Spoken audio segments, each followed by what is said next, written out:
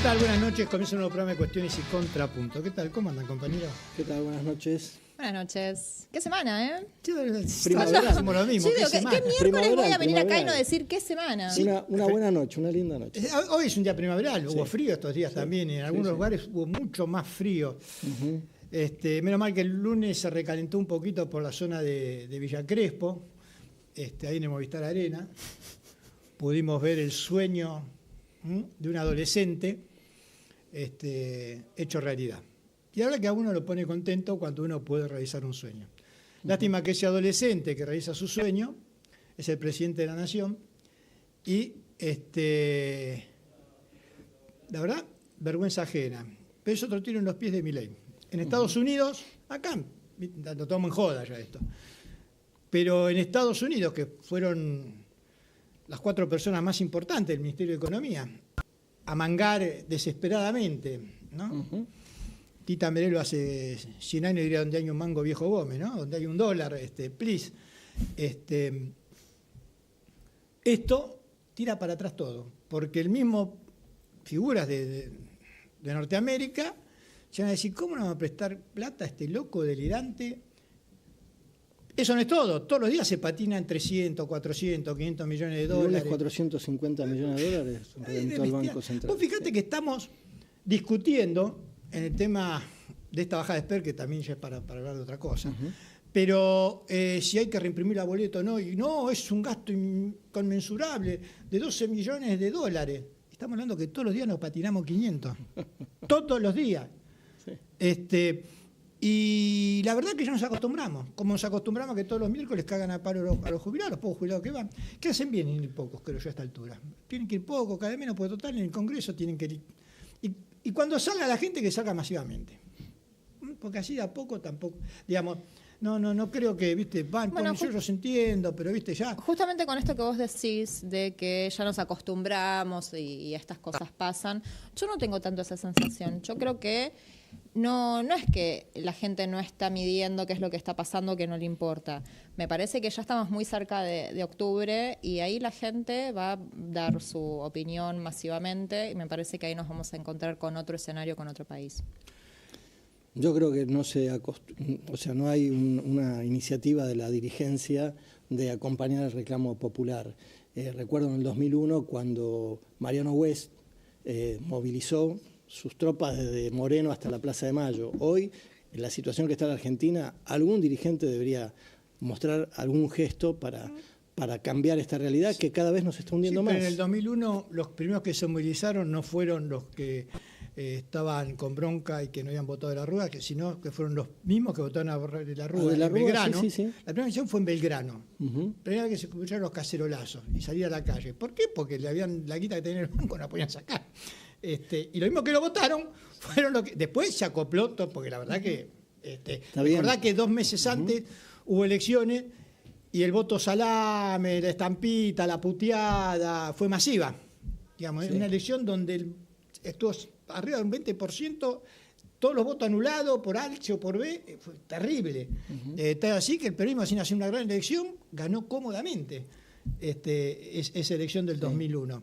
Y hablando de peronismo, y después volvemos a la realidad, hoy se cumplen 130 años del nacimiento de Juan Domingo Perón. Un hombre que nació ahí en Roque Pérez, todavía está el rancho donde él nació. Tiene la posibilidad de ir a Roque Pérez, puede pasar por ahí, todavía está muy cerquita de Lobos. Hijo de una descendiente de mapuche. ¿No era Tehuelche? De Tehuelche, no mapuche, Tehuelche, tenés razón, de Tehuelche. Juana Sosa. Un hombre, un criollo, donde en él hablaba mucho del tema de la raza, pero la raza no como cuestión, digamos, para él el tema de la raza era como una cuestión histórica que tenía que ver con la historia, con las creencias. Igualmente en esa época estaba popularizado el término raza, ¿no? Es más, hablar de etnia hoy es de 20 no seamos años tan esta parte, progres. ¿no? Exactamente. De hecho, discúlpame, pero Perón no es que elaboró el primer diccionario Tehuelche. Exactamente. El primer diccionario, él, para poder comunicarse precisamente con el otro, él hablaba en Tehuelche, hizo ese primer diccionario, ¿no? Porque Aparte que todo, antes de ser político, fue un educador, Perón. O sea, Perón tenía varias aristas. La más conocida era la política, pero era un sabio. Un hombre de estas personas que vienen una vez, uno puede encontrarse una vez en la vida si tiene suerte, ¿no? Y más allá de lo que uno piense políticamente sobre Perón, marcó la política argentina del siglo XX con una impronta muy, pero muy fuerte. Las universidades son gratuitas gracias a una ley de Perón. Por ejemplo, él decía y sostenía que el hijo del trabajador no tenía que conformarse solo con ser un mejor trabajador que el padre, sino que tenía que estudiar, el país necesitaba eso, creó las universidades obreras, dio un gran impulso al tema educativo, pero... Tal es así que las cárceles estaban desocupadas. Bueno, esto lo cuenta el abuelo de Petinato, ¿no? Que era el hombre que estaba a cargo del Servicio Penitenciario Federal. Director general de las cárceles en la época del primer peronismo. Dice que un día, general, vamos a tener que irme del puesto porque no hay más presos. ¿Cuál es el problema? Que cada vez hay menos presos. Porque hay una cosa que es cierta, digamos. Cuanto más equidad hay menos problemas de inseguridad. Las sociedades más justas y más equitativas son donde menos problemas hay de inseguridad. Esto es así.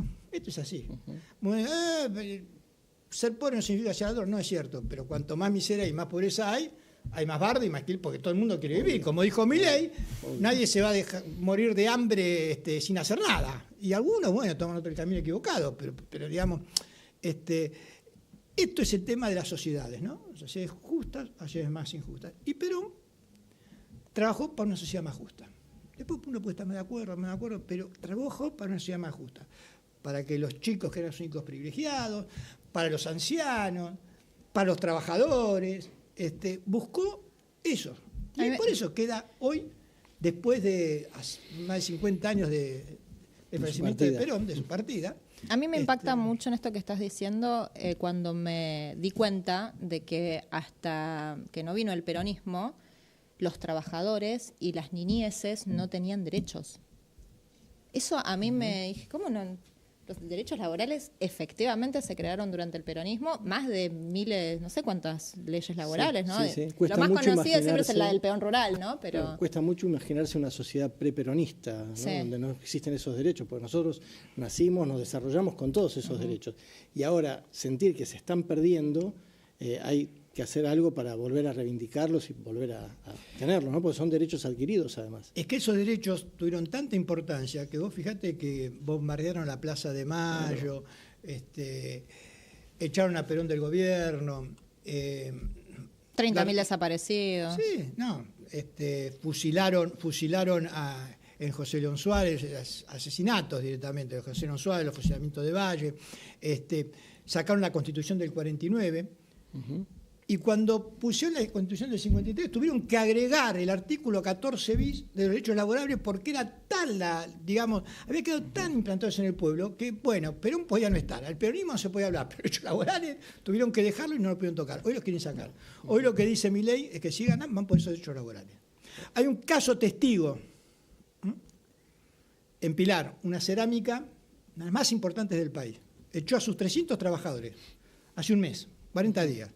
No les pagó el mes, los echó, están en conflicto, reclaman a los trabajadores en la puerta, y la empresa, nada. El gobierno de la provincia de Buenos Aires, para solucionar el conflicto y que sigan los trabajadores, dijo, bueno, les pagamos, la mitad la paga el gobierno y la mitad la pagan ustedes para que y después, no, le agradecemos, pero no queremos hacer nada. No, porque lo que quieren es una empresa que exporta lo que produce, son las cerámicas de más alta calidad de la Argentina. No es que la fábrica... No, lo que quieren es tomar nuevo personal sin los derechos laborales. Claro. Este es lo que se está peleando ahora y quieren hacer ese caso testigo. Y los demás están todos a la vista a ver qué pasa con ese tema. No es un tema menor. Cuando dicen, vamos por más, porque estamos a mitad de camino, van por eso. Si les va bien, va a ir. Si va bien, yo creo que no, pero si va bien en las elecciones, van por esos derechos laborales. Ese es el tema. Pero, ¿qué novela la de Esperando la carroza. ¿Qué No, es increíble. ¿Dónde está mi amiga? ¿Se acuerda? ¿Dónde está el candidato? Increíble, increíble. Sí. Narnia, ¿no? Pero es de novela. No, pero aparte, voy a dar explicaciones. Sí, lo vi una vez. No me acuerdo. Sí, bueno, me prestó el avión para prestar el libro y listo. Después, no sé si alguna otra vez lo habré visto. Estaba con fotos en la casa, en la pileta. Aparecieron, cuando apareció la transferencia del Bank of America, ¿no?, de $200.000, la que apareció. Sí. Claro. La que apareció. Porque recordemos que es un contrato que se firmó a mediados del 19 y recién aparecen $200.000 el 1 de febrero del 2020. O sea que la que pusieron antes todavía no apareció. Uh-huh. Bueno, pero apareció ese. Dijo, sí. Pero yo en ese momento hice política hasta el 19. Volví a mi actividad privada y es un contrato entre privados de $200.000. No, si yo me hubiese enterado, imagínese, no hubiese querido saber nada, dijo. Se había enterado, todo. Después, el mismo Machado saliendo a decir que sí, que lo vio en el 2021 también. Que dice, che, necesitamos que no solo le pagó, no solo le dio el avión, le prestó el avión, le prestó la camioneta, le pagaba los hoteles, la comida, a él y a los que estaban en ese momento con él. Entre ellos Lidia Lemoyne. Hoy habló Lemoyne también. Entre esos Milei, ¿te acordás el famoso spot? Estaba Kirchner y en el cajón de Kirchner, lo primero que hicieron Esper y Milei juntos, ¿no? Una cosa muy aberrante. Pero bueno, con lo cual, esto, ¿viste?, está llegando por todos lados. Y cuando vos comenzás a ver, ¿no es cierto?, las vinculaciones de Machado, que no es un outsider, un tipo que lo conoce a media Argentina, nada más Machado. Sí. Si no, preguntémosle al gobernador de Río Negro también. Uh-huh. Preguntémosle a la candidata de la Libertad Avanza, ¿no? Lorena Villaverde, actual diputada y candidata a senadora por Río Negro, ¿no? Muchachos, están más sucios que una papa, pero digamos, acá en la política siempre hubo dinero en negro, pagar campañas. Ahora, la narcopolítica ya es otra cosa, es mucho más pesado. Acá, gracias a Dios, no pasa lo que por ahora, y esperemos que nunca, lo que pasó en México, lo pasa en México, en Colombia, en Ecuador, donde la narcopolítica estuvo ahí y el nivel de asesinatos que hay. Ahora, si se retira el Estado, aparecen los narcos. Obvio. Uh-huh. Y yo me acuerdo, ¿te acordás entre Sturzenegger y su plan de descentralizar todo, de agarrar y... ¿Se acuerdan del blanqueo del año pasado? Sí. Septiembre del año pasado. Dijimos, sí, este blanqueo va a permitir, hecho así de esta manera, que los narcos blanqueen guita. No, ¿cómo? ¿Se acuerdan de las declaraciones de Milei? No me importa dónde viene la plata. Uh-huh. ¿Se acuerdan de esas declaraciones de Milei? Sí. ¿Se acuerdan cuando dijo que la mafia era mejor que la política porque tenía más código la mafia que la política? Uh-huh. ¿Se acuerdan cuando Milei dijo que había ayudado financieramente a los narcos? Sí. ¿Se acuerdan de eso? Porque uno va atando después, como era el loco, las cosas se perdieron en el camino. Comenzás a atar, papá, y todo vuelve, y vos vas a la lista, ¿viste? Y ahora sale que Santini, que Cositorto, otro más. Financió la campaña, que Oneto, el abogado eterno, puede ser abogado de todos, Oneto. De todos. De Cositorto, de Machado, del presidente, de toda esta runfla, ¿no? ¿Se acuerdan cuando Arieto salía en televisión para criticar a los moyanos y defender una empresa, Lácteos Vidal, que estaba en conflicto con camioneros? Uh-huh. Y resulta que Lácteos Vidal aparece precisamente en un montón de transferencias de Estados Unidos y hacia Estados Unidos, de Machado a la empresa y de la empresa a la sociedad de Machado. La avioneta que cayó en Entre Ríos acuatizó ahí, ¿no? Con una ex Miss Bolivia que iba ahí en la avioneta y el avión, el que piloteaba el avión era un brasilero. con cocaína, y que esa avioneta también tenía vinculación después con los Vidal, con los Machado. Muchachos, por favor, si no nos apelamos ahora de cómo es esto, lo vamos a sufrir no nosotros, sino nuestros hijos, nuestros nietos. Esto es el comienzo del narcoestado en Argentina, la narcopolítica. Esto hay que cortarlo de cuajo. Yo admito todo admito. Toda discusión ideológica, uno más a la izquierda, otro más a la derecha, otro más a la derecha. Está en todo discutible, nadie tiene la verdad absoluta. Ahora, con esto no. Con esto no.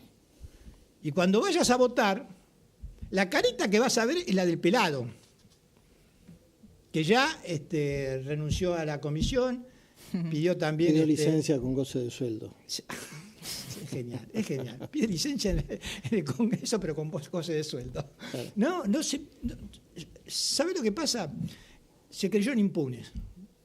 Como lo protegían mediáticamente, como los grupos de poder, ¿no es cierto?, en su antiperonismo y en su visión de un país para pocos, los salieron a proteger mediáticamente, lo protegieron mediáticamente. Gente que hoy ve que sus empresas valen un 30% de lo que valían, pero pues hicieron negocio en la timba financiera y la cubren por otro lado, digamos, ¿no? Pero es impresionante. El tipo que venía a poner el último clavo al kirchnerismo. Le da claro, no vean las encuestas. No lean las encuestas porque no van a dormir esta noche. No lean las encuestas. No lean las encuestas. Pero el problema que tienen es que resulta que el tipo de la provincia de Buenos Aires, que era un gobernador comunista, estanilista, soviético, bolche, petizo. Resulta que le gana por 14 puntos. Comunista, bolche, tiene buena relación con Puyaro, buena relación con también el embajador, con Torres, el embajador de Chubut. A uno le dio patrulleros en un momento, al otro helicópteros cuando tuvo el problema del fuego en la Patagonia. Se lleva bien hasta con Yarlora, porque los cordobeses a la que no pueden ver es a Cristina. Tiene un quilombo con Cristina y se ponen mal. Pero después, de lo demás, podemos conversar. Digamos, y ven que el peronismo está unido, con sus distintos matices, está unido. Y es una opción de poder real. Y esto se está desmembrando. Ya, a ver, todos saben que el día 27 el dólar se va a disparar. ¿Qué será agorero eso? Si estás liquidando 500 millones de dólares todos los días, no llegás al 27. Primero no llegás, no sé cómo van a hacer para dibujar. Ya no saben de dónde rascar. Vamos a esperar que venga Caputo el martes con alguna respuesta a esto, porque si no hay una respuesta, yo creo que no llegamos al 26 tampoco. Es embromado, es muy embromado. Eso nos pasa cuando votamos también a esta banda, aquelarre, ¿no es cierto? Porque el gobierno de Alberto Fernández fue un gobierno fracasado. En lo fundamental, cuando el país creció, también creció la pobreza. Y un gobierno peronista, eso es inadmisible. Eso un gobierno peronista es inadmisible. Si el país crece, crece para todos, no crece para algunos otros. Sin distribución no hay peronismo. Sin distribución no hay peronismo, claro, es otra cosa. Eso está claro. Pero digo, más allá de eso, el gobierno fracasado de Alberto Fernández, no sé si fue la pandemia, los sociólogos por ahí sabrán decirlo mejor, pero algo pasó para que votemos a este tipo. Algo pasó para que un 30% de la sociedad le dé el voto y después un 56%. O sea, yo iba a un lado, me sentaba y digo, más de la mitad de los que están acá lo votaron. Y miraba las caras como diciendo, pero... Sí, tampoco es que normales, digamos. Tampoco es que Milei en su campaña, porque yo lo que puedo entender es como, bueno, en campaña era una cosa y después me mintió. No, digo, en la misma campaña, la única mentira que tiró es que el ajuste le iba a pagar la casta. Digamos, esa es la única mentira. Sí. Pero después y todo también, lo que dijo de desregular, eso... Y también fue una campaña que no fue antiperonista. Milei en campaña para presidente nunca habló mal del peronismo, ni siquiera del gremialismo. Él habla en contra de la casta. Habla más en contra de los radicales que del peronismo. hablaba más en contra de Horacio Rodríguez Larreta que del peronismo.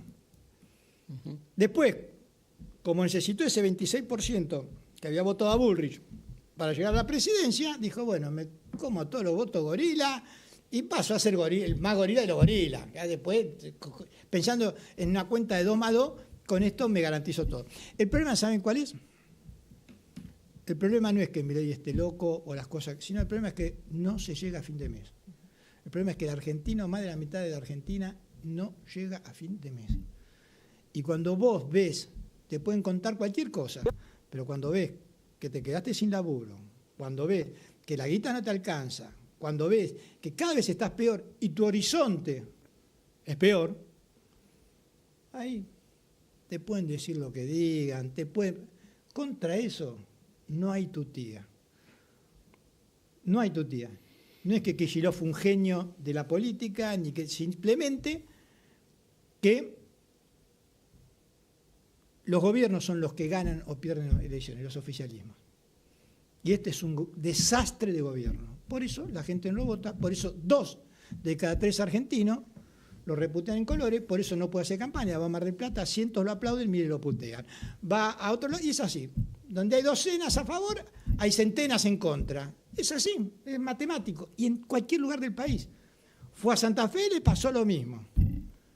Esta mañana a él y a Karina también los corrieron de algún lugar. Por eso, es terrible. Bueno, hoy tenemos 2 invitados acá.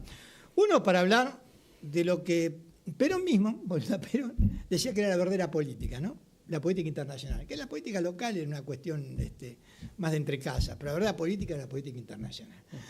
Y es Rubén Darío Giussetti, especialista precisamente en China y Asia, que es hacia donde va el mundo precisamente. Parecería ser, qué sé yo, vamos a hablar de eso con Rubén. Y también tenemos a Jimena Bondariu, concejal del Frente, ahora es Fuerza Patria, pero ella en realidad pertenece al Frente Renovador.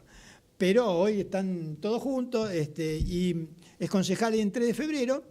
Y hay un tema en 3 de febrero que es en Villaboy, el tema de lo que la gente de la zona conoce como los eucaliptos, ¿no? Una reserva que está pegada a la estación de Villaboy y que parece que, vamos a hablar con ella, ¿no? Entre una institución de la zona y una empresa, Megratón, bueno, van a hacer cancha de pádel, creo, cancha de fútbol, creo. Y dicen que no van a voltear ningún árbol. No sé, planean construir entre los árboles. En 1 hectárea y van a respetar los árboles. No sé cómo van a hacer.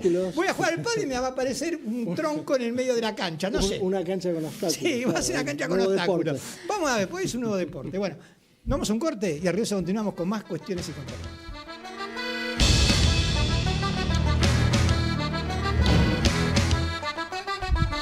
Bueno, y continuamos aquí con Cuestiones y Contrapuntos. Y antes de ir a nuestro primer invitado de hoy, que es Rubén Giussetti, especialista en China y Asia, vamos a ir más cerquita, al conurbano, a Merlo más precisamente. Hay un conservatorio sobre Cristina. O sea, en realidad, sobre la causa que tiene a Cristina hoy en San José 1111, ¿no? En esa prisión domiciliaria. Y esta es la nota, o esto es lo que decía en ese conservatorio.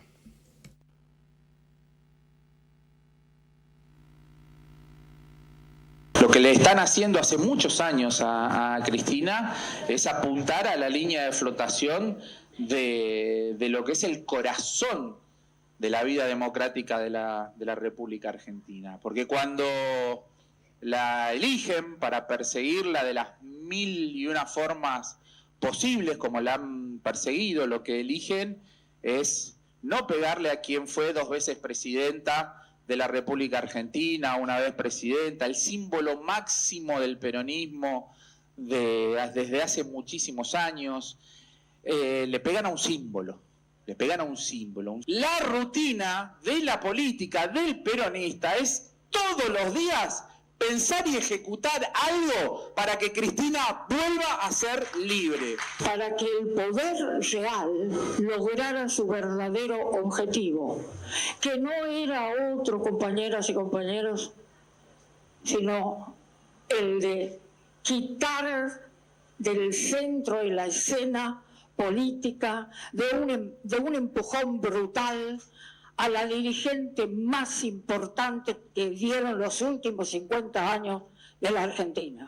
Hemos constituido los comités de Cristina Libre y estos comités se están creando en distintos lugares de América, obviamente aquí en la Argentina, y esta charla que hacemos hoy aquí en Merlo es también en este marco de la creación y de la concientización de por qué Cristina debe estar libre. Decían que Cristina es una líder latinoamericana, no solamente argentina, y que por eso todos los latinoamericanos debemos trabajar para terminar con esta proscripción. Esta es una historia larga de la política argentina.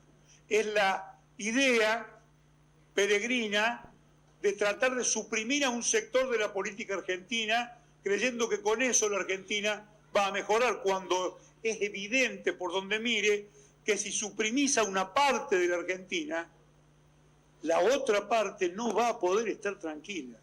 Y eso es lo que está pasando. Y si no, que miren el ejemplo que dieron esas madres en aquel entonces jóvenes, que le habían sacado los hijos, los hicieron desaparecer y empezaron a dar vueltas en la Plaza de Mayo y terminaron dando la vuelta al mundo y terminaron cuando todavía hoy se están condenando a los que fueron responsables de la desaparición de sus hijos.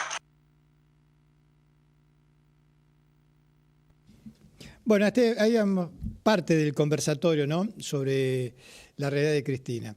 Esto se está conversando en varios lados, en varios municipios, porque más allá de lo que uno piense de Cristina Fernández de Kirchner, en realidad por lo menos esta causa, la verdad que es un mamarracho. Esta causa es así, un mamarracho. Bueno, y estamos con nuestro primer invitado de hoy, con Rubén Darío Gussetti, especialista en China y Asia-Pacífico. Gracias por estar acá. Gracias a ustedes por la invitación. El mundo, el centro en el siglo XIX y XX fue el Océano Atlántico, ¿no es cierto? El pasaje entre Europa y Estados Unidos marcaba la geopolítica mundial. ¿Esto ya se trasladó al Pacífico? Hace rato. Podemos hablar algunos puntos de inflexión. Podemos hablar del 2001, cuando la República Popular China ingresa a la Organización Mundial de Comercio. Ese es un punto de inflexión. Pero más cercano en el tiempo podemos hablar de la segunda década del siglo XXI, donde con la llegada de Xi Jinping primero a la Secretaría General del Partido Comunista, y eso ocurrió en octubre del año 2012, y en marzo del 2013 llega a la Presidencia de la Nación. Eso coincide, digamos, con un fenómeno donde el bloque occidental, encabezado por Estados Unidos y el Reino Unido, comienzan a darse cuenta que su proyecto de insertar a China en ese proyecto de dominación mundial a través de las finanzas no puede ser posible. Y ahí empieza una confrontación cada vez más dura, sobre todo de Estados Unidos y del Reino Unido, contra China, para tratar de detener ese ascenso del país asiático, ¿no? El hecho de que China sea un país que tiene de los bonos estadounidenses la mayor cantidad, ¿no es cierto?, En este momento no, es decir, hay un proceso, en su momento sí, China tenía la mayor cantidad de bonos del Tesoro de Estados Unidos hasta el año 2020, 2021, ahora es Japón el que tiene la mayor cantidad de bonos, y China en ese momento empieza un proceso de desprendimiento de bonos, todavía tiene muchos, pero no es la potencia. ¿Y hacia dónde va China? China lo plantea el presidente Xi Jinping, lo planteó muchas veces y tiene ejecuciones muy claras en política exterior. La principal es la nueva ruta de la seda, donde plantea a través de esa iniciativa tener una integración primero con Europa, segundo con África, hasta llegar a América Latina. ¿Hacia dónde va? Bueno, lo plantea el presidente y lo plantea la política del Partido Comunista de China hacia una comunidad de destino compartido. ¿Qué quiere decir eso? Es decir, una nueva forma de comunicarse entre los pueblos, sobre todo a través de las civilizaciones, y que el conjunto de las civilizaciones, 7 o 8, que son las que se reconocen a nivel mundial, puedan sentarse en una mesa y no depender más ya de lo que dictamine una sola potencia. Es decir, un mundo más democrático, más abierto, más multipolar, aunque no me gusta esa palabra, me gusta más la que utiliza el presidente Putin, un mundo polifónico donde cada cual pueda expresar sus necesidades y poder a través de un diálogo llegar a soluciones comunes, ¿no? ¿Cuáles serían los retos que tiene la economía china hoy, los retos estructurales y en relación tanto a Estados Unidos como a la Unión Europea? La principal en función del desarrollo tecnológico, industrial, inteligencia artificial, las nuevas tecnologías que están apareciendo. El principal desafío, según lo entiendo yo, es superar la trampa del ingreso medio, ¿no? Que es lo que le pasa a la mayoría de las potencias que tienen un desarrollo inicial muy fuerte, muy dinámico, y después entran en una situación donde si a través de la innovación tecnológica no logran un salto de productividad muy claro, se estanca la sociedad y comienzan a haber dificultades. Esa es la principal obstáculo, no digamos obstáculo, desafío que tiene por eso la economía china. Por eso se insiste tanto dentro de China con la innovación productiva. Es decir, a través del desarrollo tecnológico, de las tecnologías más avanzadas, inteligencia artificial, robótica, computación cuántica, bueno, es decir, todas esas herramientas que van y están permitiendo en China dar un salto de calidad en cuanto al ingreso, ¿no? Sí, de hecho, todos los días yo estoy muy pendiente de quién va a ganar esta carrera de la inteligencia artificial por la superinteligencia artificial, y todos los días hay noticias distintas de cuánto avanzó China, cuánto avanzó Estados Unidos, como que están cabeza a cabeza, ¿no? Pero vos recién mencionabas algo que me gustó, esto de un mundo polifónico, yo nunca lo había escuchado, me parece bastante linda la idea y hasta me resulta muy pacífica, ¿no? Sin embargo, es muy difícil conocer, por lo menos acá desde este lugar del mundo, conocer personas que vivan o que hayan vivido, digamos, las realidades de China, ¿no? A mí me tocó conocer una sola mujer china más o menos de mi edad y me mencionaba todo el tiempo que no había libertad de expresión, que como que se vivía en una dictadura y demás, ¿no? Digamos, ¿cuánto de esto hay? Y porque es un contraste muy marcado, muy notorio, ¿no? Es una persona china lo que te decía, sí. La que te decía eso. Por eso me llamó la atención, digamos. No era este discurso occidental de los chinos nos van a... ¿no? Yo lo que te puedo decir con respecto a eso es que para hablar de la democracia en China o para hablar de la libertad en China o el respeto de los derechos humanos en China, hay que tener en cuenta la historia, la cultura, la civilización china. A veces se plantea gente que dice, bueno, pero son lindas palabras como la comunidad de destino compartido, pero después las acciones, el desarrollo de las políticas, hay dudas con respecto a eso, ¿no?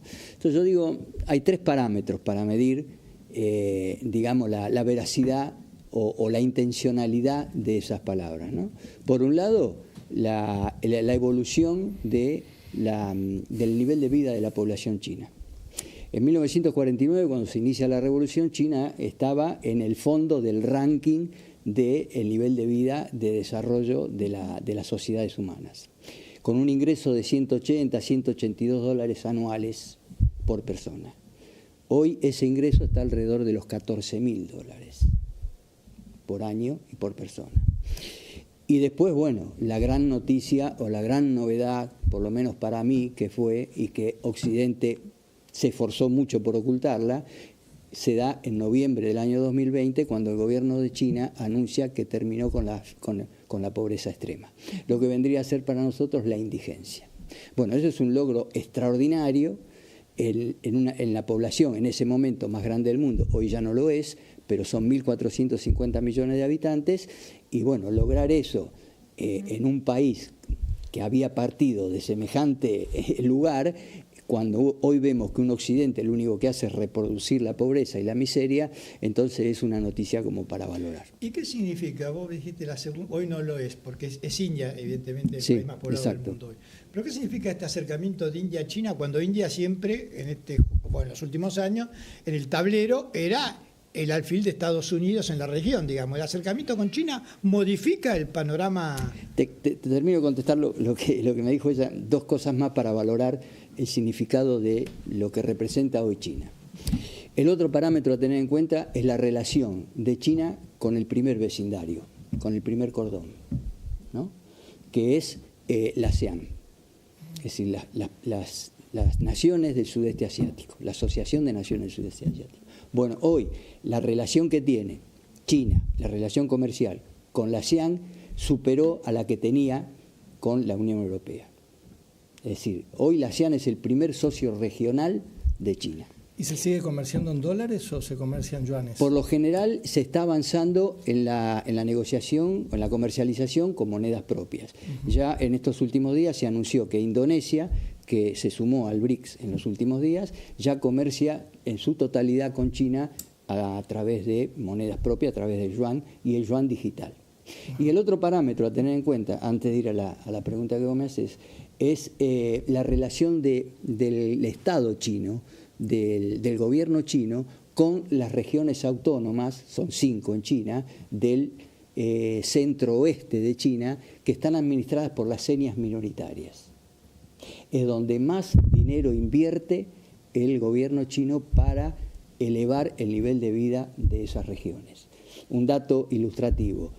China en una etapa tuvo la limitación de, por familia, no se podía tener más de un hijo. Los únicos que podían tener los hijos que quisieran eran las etnias minoritarias.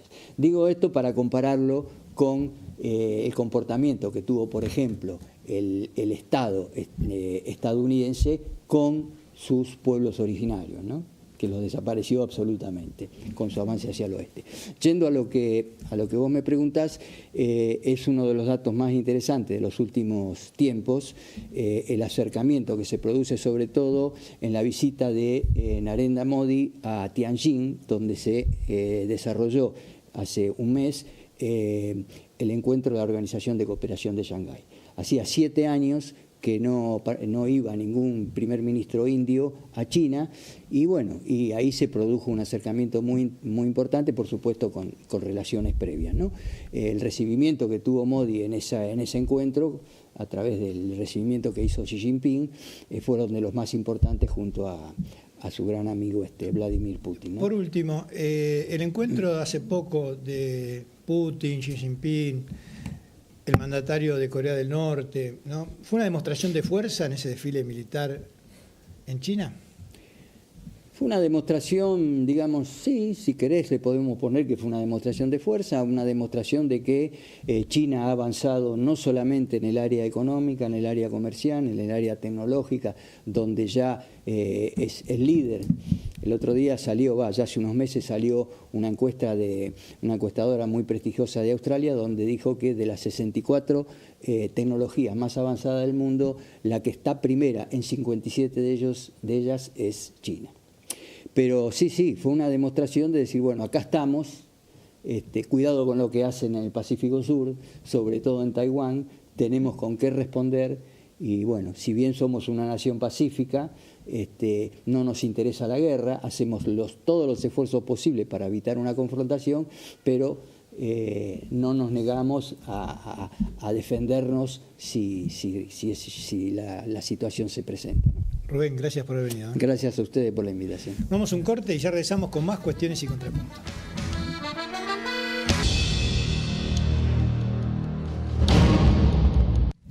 Y continuamos aquí en Cuestiones y Contrapuntos y estamos con nuestra segunda invitada de hoy, Jimena Mondariuk, concejal en 3 de febrero desde el Frente Renovador, fuerza que está en Fuerza Patria hoy. Gracias por estar acá, Jimena. Muchas gracias por la invitación nuevamente. Sí, te llamo fundamentalmente porque hay un run, sobre todo en Villavoz, ¿no es cierto? En la zona aledaña a la estación de Villavoz, lo que son como los eucaliptos, ¿no? Sí. Donde parece que hay un convenio entre una institución de la zona, el Centro Molizano, ¿no? Y una empresa para 1 hectárea de ese lugar transformarla. Mira, Carlos, yo quiero contarte de manera clara hacer un repaso sobre cada uno de los pasos para entender hoy a dónde llegamos y qué puede pasar eventualmente con ese predio. En el 2023 se acerca la institución Molisano Monforte, nos cuentan que alguna vez ellos habían tenido algún tipo de administración sobre el lugar, pero que habían perdido los papeles, no habían continuado con los pagos. ¿A dónde se acerca? Es lo más importante. A Trenes Argentinos Infraestructura, que es quien administra el espacio, o sea, quien tiene a cargo el espacio. Y finalmente, también, obviamente, como todos los bienes del Estado, es el AVE, ¿no? Nos cuentan que tienen un proyecto para la institución, el Molisano Monforte, que además alquila su espacio para un colegio, un formato de enseñanza pedagógica muy, muy específico, y que necesitaban un espacio para que los chicos puedan hacer deporte. Bueno, a priori cuando analizamos la situación, porque uno entiende que sobre los bienes del Estado primero hay que ponerlos en uso de manera consciente, ¿no? Y para la comunidad nuestro requerimiento es, ok, nos parece bien, generemos una sesión de uso, que en ese momento era por 5 años, pero trabajemos con toda la comunidad, abrilo a las escuelas públicas de 3 de febrero y sobre todo de la zona, ¿no? De Villa Bosch, de Martín Coronado. El convenio era un uso precario, es decir, que no se puede hacer ningún tipo de intervención sobre el espacio, a excepción de poner unos baños químicos, acondicionar un poco el lugar, hacer una conchita. Termina el gobierno 2023, pasa el tiempo, nosotros obviamente ese permiso de uso fue cedido y nos enteramos, nos invitan un día, creo que de diciembre, a la institución, al Molisano, que realizan un almuerzo, cuentan ellos que van a llevar adelante el campo deportivo. Bueno, hasta ahí veníamos bien. Ya en el 2024 nos enteramos que de alguna manera media sospechosa estaban buscando quienes financiaran ahí la posibilidad de hacer unas canchas y obviamente que otra parte de ese espacio, que parece una hectárea pequeña pero no lo es, o sea, es un lugar bastante amplio, sería utilizado por la institución. Mi respuesta al Molisano Monforte fue: eso es ilegal. Ustedes no pueden hacer eso, no se pueden dar vuelta, no pueden subcontratar, no pueden utilizar el espacio para cualquier objeto distinto por el cual firmaron el convenio. El tiempo pasó y de repente vimos un tuit del intendente Valenzuela donde estaba promocionando, auspiciando que en la hectárea se estaba llevando adelante un nuevo convenio con el Molisano Monforte y con un club, ¿sí? con Megatlón. Frente a eso, bueno, primero asombro, ¿no? Decir, ¿qué pasó en el medio, no? Y por qué el Molisano Monforte no nos vino a contar esto, ¿no? Porque nosotros teníamos muy, muy buen diálogo. La realidad es que por algunas averiguaciones sabemos que hicieron como una adenda, un nuevo convenio, que hay un proyecto ejecutivo de Red Megatlón para llevar en esa hectárea 3 canchas de pádel y 3 canchas de fútbol. Hoy la realidad es que los vecinos se están organizando porque están muy preocupados. Ese es un pulmón verde que, si bien es cierto, está cerrado, está alambrado, es un espacio que en algún tiempo fue una huerta y es un espacio que además está protegido por una ordenanza que se sancionó en el Consejo Deliberante en el año 2023, declarando a todo ese bosque de eucaliptus patrimonio histórico, cultural, ambiental y de investigación. Hoy la situación es esta, nosotros entendemos que hay una concesión, que hay un proyecto y yo tengo mucho miedo de que avancen. Pregunta, ¿esas tierras fiscales a quién pertenecen? A Trenes Argentinos Infraestructura. Es un comodato. Es un comodato, Perfecto. Sí, es un comodato. No he podido acceder al nuevo convenio, pero es un comodato. ¿Y el intendente qué pito toca, digamos, en esto? La verdad es que no lo sé, es la gran pregunta, ¿no? Porque el municipio no tiene injerencia sobre las tierras fiscales, ¿no? Sobre todo de las que administran la nación. se dice quizás por ahí que son los que trajeron esa inversión para que ahí se lleven adelante ese proyecto, esas canchas. Los vecinos están muy preocupados, muy organizados. Es más, creo que este viernes a las 18 horas hacen una nueva asamblea. ¿Y cuáles son los pasos a seguir? Mira, han enviado, yo sé que porque charlo con ellos, ¿no? Todos los días. Han enviado cartas documentos, han pedido acceso a la información, quieren conocer el convenio, quieren saber cuáles son las cláusulas específicas, ¿no? Qué habilita, qué no habilita. La certeza que tengo es que no hay posibilidad de hacer ahí 3 canchas de fútbol y 3 canchas de pádel sin cortar los árboles o sin nivelar, porque nos hemos acercado y por ahí pasa el ferrocarril Urquiza. Hay un desnivel en el predio, ¿no? O sea, o tenés que poner muchísimo cemento o tenés que sacar una cantidad de camiones de tierra impresionante para nivelar, salvo que la gente quiera jugar en una cancha, ¿no? Inclinada, una cosa media rara. Pero bueno, están muy preocupados los vecinos porque en serio es un área que tiene mucha biodiversidad, ¿no? Y que podría aprovecharse para abrirlo a la comunidad. Digo, no tenemos tantos espacios verdes, ¿no? Creo que ahí hay que hacer otra cosa. Cambiando de tema, ¿qué va a pasar con ICI de Caseros, del centro de Caseros? ¿Es la misma situación? ¿Está incomodado? No es la misma situación. No es la misma situación porque ICI de Caseros es parte de un convenio que finaliza en diciembre. En diciembre, exactamente, pero que son tierras municipales, ¿verdad? Que en realidad se habían cedido al municipio para que desarrolle al momento de su constitución, el centro cívico. Nosotros decimos o consideramos al menos que el centro cívico no está desarrollado en absoluto, que faltan muchas más instituciones, ¿no? Pero bueno, el municipio a través de una ordenanza dio como cumplida esta ley nacional, dijo que toda la cuestión cívica está terminada y que ellos consideran que ese espacio puede ser utilizado, por ejemplo, para desarrollar ahí un emprendimiento inmobiliario. Está en sintonía con el gobierno nacional, digamos. Todo lo que sea del Estado. Por eso se están animando en este tiempo, ¿no? Me parece que esto viene del año 2018, 2019, donde en 3 de febrero se empieza a discutir el Plano Urbano Estratégico, el Código de Ordenamiento Urbano, y ya están los lineamientos que permiten y que habilitan este tipo de construcciones y de manejos. 2 conceptos, la plusvalía y la movilización de suelos. La plusvalía la vienen implementando, que tiene que ver con todo el excedente de construcción. Por FOS, densidad, te da determinada cantidad de pisos. Quienes se exceden de eso, los constructores pagan una plusvalía.